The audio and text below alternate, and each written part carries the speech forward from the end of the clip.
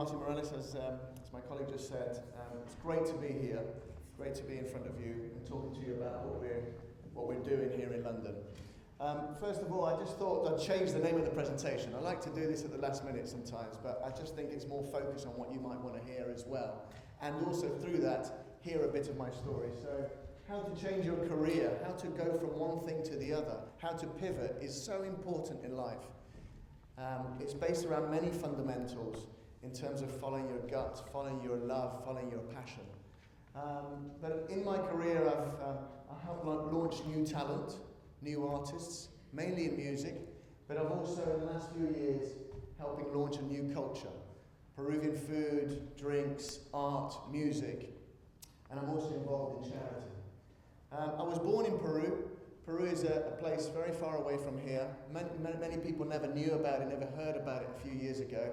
But things have changed, and I'm trying my best to kind of let the world know about our beautiful country. I grew up in Lima, in the capital city, in a privileged household. Privileged, I say, but my family came from the mountains. My family came from the Andes, from a very poor community. My mother worked very hard to move to Lima and to study in Lima, and that gave her the opportunity, and she met my father, an Englishman. So I never forget the roots from where I come from. I think it's really, really important that. And that made me stand out among my friends, because my friends, also privileged, didn't have that roots connection. So the passion for my food, my culture, the people from all over my country has always been deep inside me. And with that, I think what they taught me very much so was, here we cook with loving care. Aquí se cocina con cariño. That was the motto that my grandmother and my great aunts taught me from a very, very young age. And that's something I've carried through my life, and especially now in the business that I run, and the different projects that I run, and the teams that I run, and the ethos that I give towards my team. Take care of every single part of the detail. Take care of people, take care of the product, take care of the dishes, and just really concentrate on that. Do it with your heart, do it with your soul, do it with everything that you've got. So, aquí se cocina con cariño is really critical to my life ethos. And that was taught to me by people from way, way back. And through that, following my passion for food, and following my passion for music and arts, that's what I've dedicated my life to. As well as art, as well as photography, I think these different genres, these different kind of scenes can all melt into each other. And why not? We are there to break boundaries. But I lived in Peru till I was a teenager, till I was very young, till I was just growing up. Life was privileged, but my whole world was changed around one day when my father received a letter from the Shining Path guerrilla movement. They wanted to take him away. They wanted to kidnap him. They wanted to destroy our life. We lived under armed guard for a year. It was very, very tough. We lost our freedom. And at the same time, my mother went off with another man. So that destroyed our life as well. So our family setup was ruined for a while. And we had to look for solutions. My father said, look, I'm going to go to England. I'm going to change life and move to a different place. So we migrated here. And we came here as a new family, just my father, my sister and I, and we landed in the middle of Leicestershire in a town called Colville in 1984 when Thatcher was closing the mines here.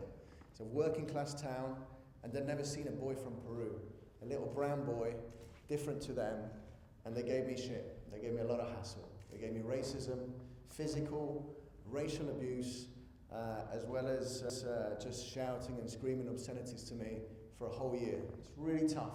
It's really painful.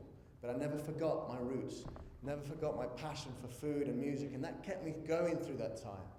But it's that pain and that passion that really kept me going. They stereotyped where we came from. This is funny, but that's what I went through as well. They called me different names, and they thought, hey, Peruvian people come from a different place. I said, no, there's more to it than that. I'm going to show the world one day. And it's not just about Paddington, or it's not just about llamas, or it's not just about a certain type of stereotype. We're here to break those stereotypes, and I thought I'm going to show the world one day what Peru is really about and how we can make a change. So pain and passion has really driven everything. Of course, I use my brain. I use my intelligence. Of course, I studied hard, and not just at university, but everything that I've done, I go deep into it and research and study and look for mentors and talk to people, seek their advice and live my mistakes through theirs before I have to make them myself as well. So in the past few years, I've had the pleasure of working with some great people.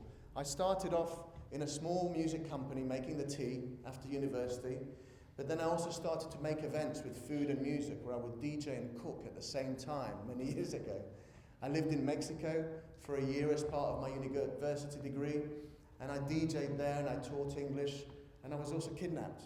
And that was also a painful experience. For an hour, I was held under a gun, just thinking that my life would end, but it didn't. And we overcame, and I carried on, and I finished my degree, and then I started to work for different people. I worked from the very bottom, making the tea in a music company, and then gradually growing. I always thought if I can get to the top, I can make change. I can create something beautiful. I may be able to present my food, my culture, my music to the world if I got to the top. So that kept me going.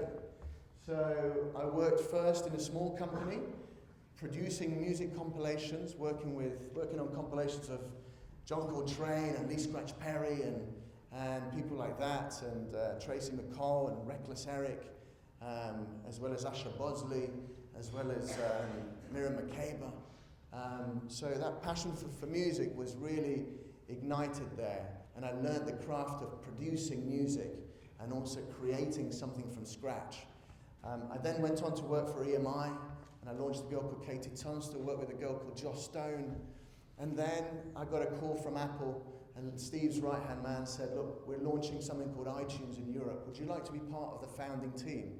So there was 4 of us that launched it in an office not far away from here, probably the size of this stage, in Europe, for the US team, for Steve, for Eddie, for the whole of that team, and that became iTunes Europe. I was heading up some of the stores there, and we had incredible success. In just a very short space of time, we grew from 0 to $500 million worth of business in 3 years' time.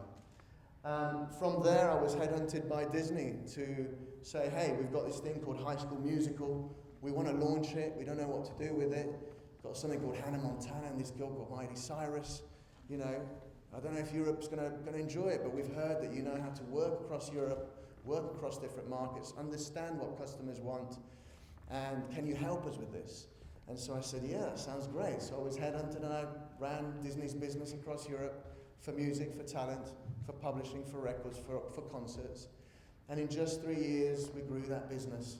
Worked with Miley, worked with Jonas Brothers, Demi Lovato, and several other acts as well.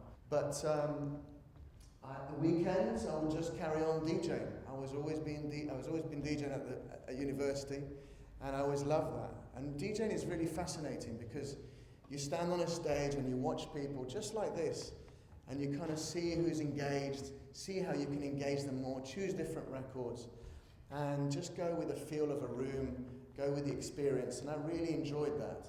So I always kept a passion there for the weekends, but also working on my executive work in the week, always working on what I enjoyed.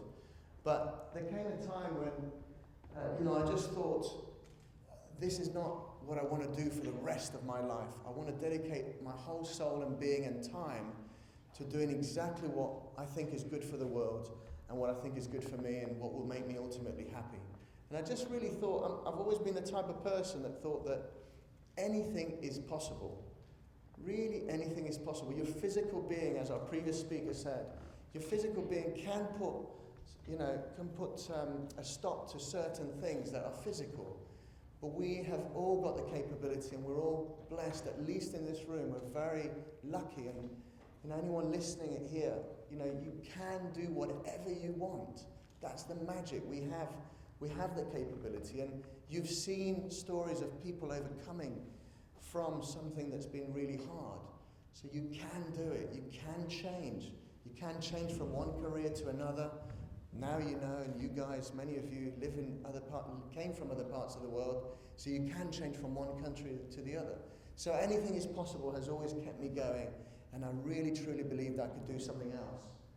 And I've also always truly believed that if you love what you do, and again, other speakers have mentioned this, but if you really love what you do, if you can really focus and go into a dark room and just kind of think, what do I truly, truly, truly love?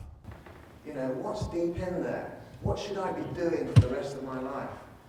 I think, you've got to let that happen. You've got to discover what that is so you can know exactly what you can do. And that will, the rest will follow.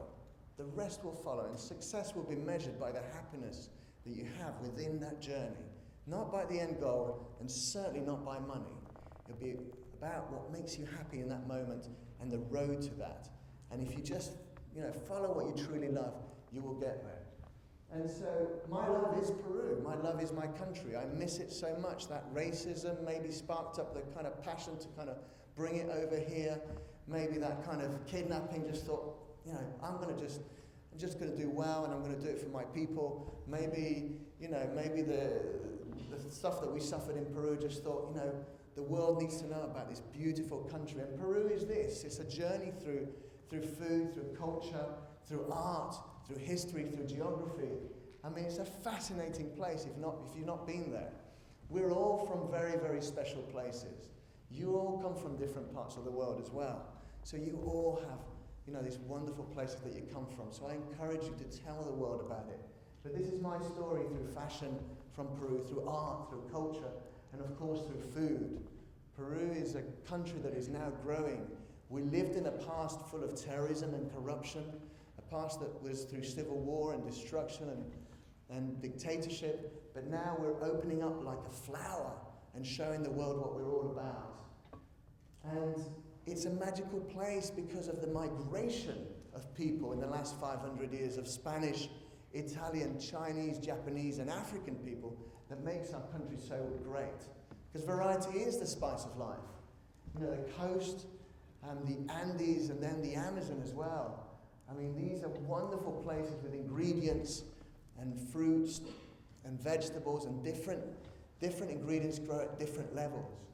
So it's a very, very important place in the world where food comes in different varieties, from our ceviches to our Creole cuisine, our Afro-Peruvian cuisine from our African descendants, and of course Amazonian and Andean dishes.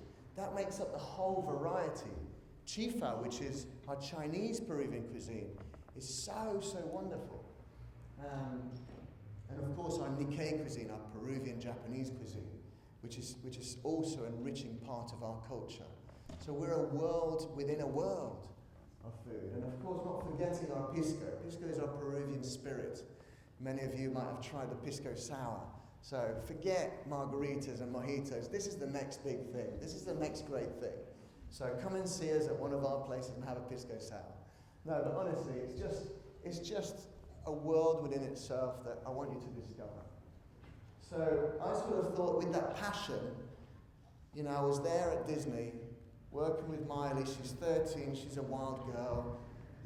Working with High School Musical, they're taking over all over the world, Europe as well, and I was leading that team there. But I just thought, no, you know what, this is great, but I want to do something that's even more deeper, even more special. I want to talk to the world about my food, the food of my country, because nobody really knows. And I started to talk to different people around hospitality, some chefs, restaurateurs, and they said, well, where is Peru? Beirut, Peru, where is this place? So they didn't really know about Peru, and they didn't really know about our food. People didn't think that I would make it as a chef or a restaurateur. I'd been DJing, but I wanted to cook. And I wanted to open the best restaurant in the world here in London, because there wasn't one. Because this city is the best place in the world to eat. And there wasn't a Peruvian restaurant that I thought, this is a great restaurant. So I thought, we've got to create this. So I started to do pop-up restaurants and supper clubs at my house with my wife. And, started to tell people about what we did through my Twitter @MartinCeviche, and tell people about what we were doing. People become curious. But then we thought, okay, well, how do we really present this as best we can? We've only got one shot. Let's do this, and let's kind of really present this as best we can.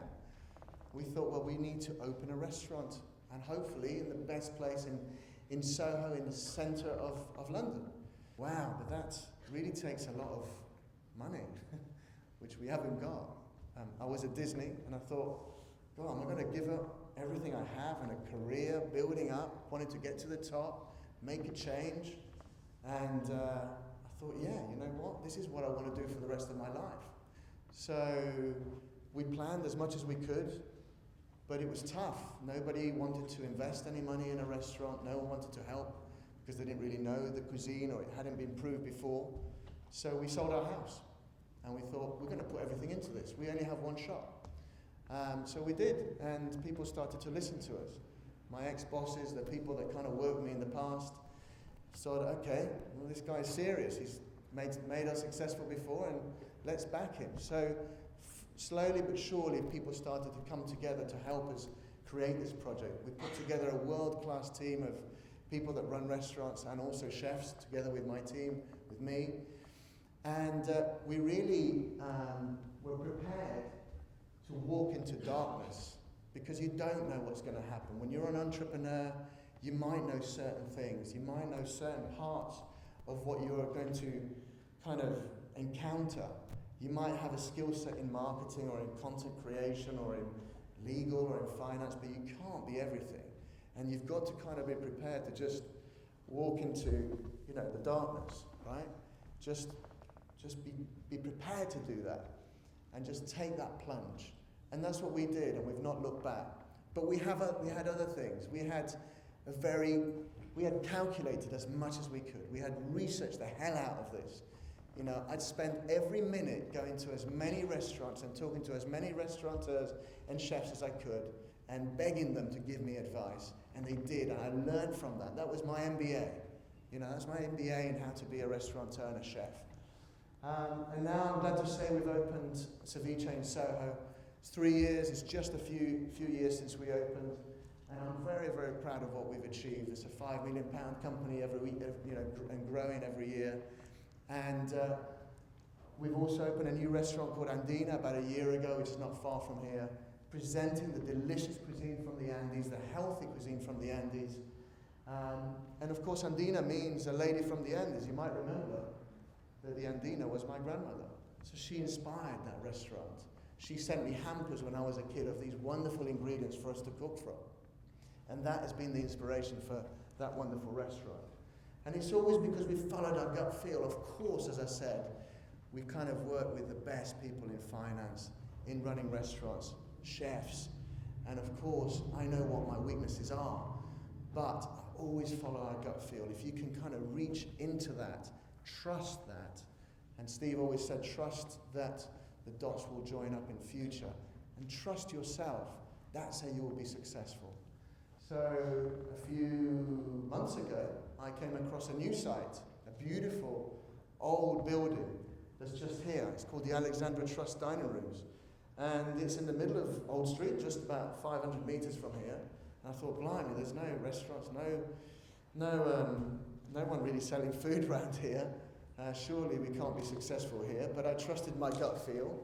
And I thought, hey, we could create a wonderful restaurant here, restore it to what it was before, and just do something cool, something funky, something stylish. And again, see if the world wants it. So I'm proud to say that in a couple of weeks' time, we're opening a new place there in Old Street and serving our gorgeous food. This will also be a platform for Peruvian art, like never before, contemporary Peruvian art. And no one has ever done that. No one has ever thought, hey, let's put Peruvian food and put Peruvian art on the map. But why not? Music as well, and art really don't make money from Peru. Who knows? I don't care. We don't care. The important thing is that we think it's beautiful. And we think if we think it's beautiful, if we think it's right, and if we follow our gut feel, then hopefully other people will too. And because I sort of always thought that success is only measured by happiness. It's the moment here. I've talked about the journey. I've talked about the goal. Prizes at the end, getting to the finish line. The finish line is an anticlimax, right? It really, really is. When you get there, you're so exhausted that you can never enjoy it. So the happiness is in the moment right now, in that path towards that goal. So just remember that when you're doing whatever you're doing that is your project, that is your new business. I'm now a chef and I run restaurants. I mentioned we're opening a new gallery within the restaurant. We also have a record label because we love music, and of course it's a Peruvian music record label. As I said, it doesn't make any money, but it's beautiful music, it's cool, and I think the world needs to know about it. I help run a charity called Amantani that is run by a guy called Fred Branson that is a saint. Sometimes saints are still alive, and this guy is one. And the charity is based here, but we have 3 educational homes in Peru. So I never forget my roots, I never forget my culture, and it's part of our DNA. So check out amantani.org.uk. And we create some incredible, immersive, multi-sensory events as well, all to do with Peru, all in this country, all, we talk about them online as well, so check them out. So I always said, remember where you came from. And that link with Peru, with my country, that link with knowing I could have been born into a very poor family in the Andes as a result of staying with my mother or with my grandmother. That always keeps me going. I owe it to those people. I owe it to those people that are born into that situation to make my life as meaningful as possible, to be as successful as possible, measured by happiness, not by money. And that's what we're doing right now. And always with that motto of aquí se cocina con cariño, here we cook with loving care. So that's really it. That's really me. And thank you very much for hearing me out. I hope I've not run over, but it's been a pleasure to stand in front of you.